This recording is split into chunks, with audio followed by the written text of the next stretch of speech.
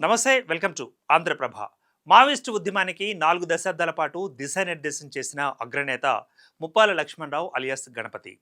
ఈయన ఇంకా ఎందుకు పోలీసులకు లొంగిపోలేదు అనే వార్త దేశవ్యాప్తంగా నేటికి సంచలనం రేపుతోంది. కగార్ ఆపరేషన్ ద్వారా 2026 మార్చి 31 నాటికి పూర్తిగా నిర్మూలించాలి అనే లక్ష్యంతో కేంద్ర ప్రభుత్వం చేపట్టిన ఈ చర్యల నేపథ్యంలో ఈ పరిణామం అత్యంత ప్రాధాన్యతను సంతరించుకుంది.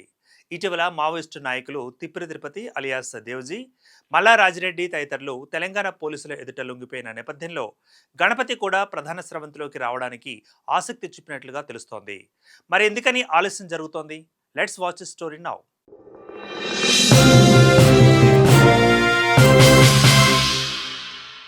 కేంద్ర హోంమంత్రి అమిత్ షాతో తెలంగాణ సీఎంతో పాటు రాష్ట్ర పోలీసు పెద్దలతో అప్పట్లో జరిగిన సమావేశంలో ఇటీవల జరిగిన మావోయిస్టుల లొంగుబాట్లు, కేంద్రం చేపట్టిన ఆపరేషన్ కగార్ పురోగతిపై సమీక్ష జరిగినట్లుగా తెలియవస్తోంది.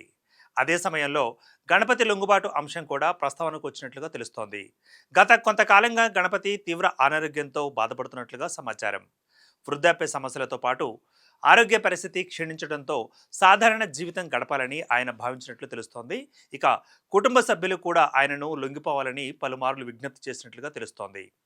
ప్రభుత్వం ప్రకటించిన పునరావాస ప్యాకేజీలు, వైద్య సహాయం వంటి అంశాలు కూడా ఆయన నిర్ణయంపై ప్రభావం చూపినట్లుగా పోలీసు వర్గాలు చెబుతున్న మాట.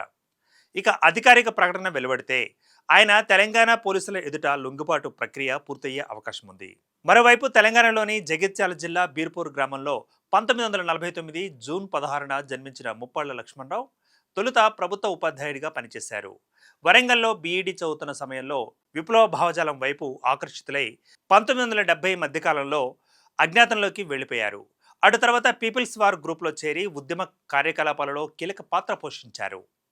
1992లో పార్టీ వ్యవస్థాపకుడు కొండపల్లి సీతారామయ్యతో విభేదాల తర్వాత గణపతి పార్టీ ప్రధాన కార్యదర్శిగా బాధ్యతలు చేపట్టారు.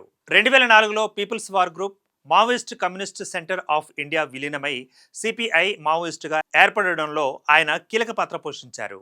ఇక గణపతి నాయకత్వంలో మావోయిస్టులు పలు సంచలన ఘటనలకు పాల్పడ్డారు. 2003లో అప్పటి ఆంధ్రప్రదేశ్ ముఖ్యమంత్రి నారా చంద్రబాబు నాయుడుపై తిరుమల అలుపిరి వద్ద జరిగిన మ్యాగ్నెటిక్ మైన్స్ దాడి, 2008లో ఒడిశా బలిమెల జలాశయంలో గ్రేహౌండ్స్ బోటుపై జరిగిన దాడి, 2010లో ఛత్తీస్గఢ్లోని చింతల్నార్ వద్ద 76 మంది సిఆర్పీఎఫ్ జవాన్లు మరణించిన ఘటన, 2013లో బస్తర్ జిల్లాలో జిరం లోయలో కాంగ్రెస్ నాయకుల కాన్వాయ్పై దాడి వంటి సంఘటనలు దేశవ్యాప్తంగా చర్చనీయాంశంగా మారాయి. అయితే కాలక్రమేణా భద్రతా దళాల చర్యలు తీవ్రతరం కావడంతో మావోయిస్టు సంస్థ బలహీనంగా మారింది.